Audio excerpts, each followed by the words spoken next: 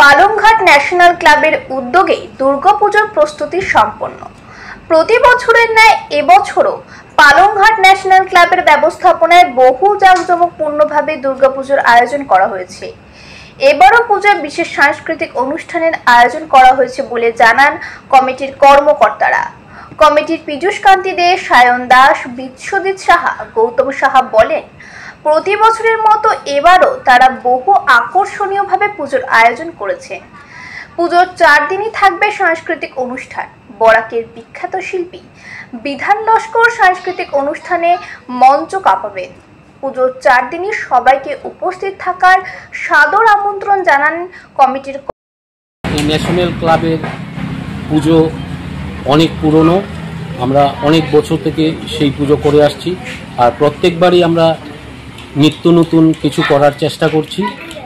এবারও আমরা শূলার মূর্তি বানানোর চেষ্টা করেছি।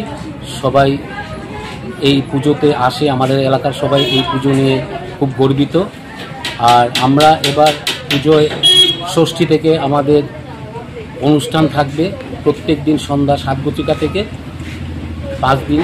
বরাকভ্যালির খ্যাতনামা বিধান লস্কর, তারপর হাইলাকান্দি থেকে বিষ্ণু, শিলচরের মানিকদার এবং টিভি আর্টিস্ট তন্দ্রা, ষষ্ঠীর দিন আগমনী অনুষ্ঠান হবে।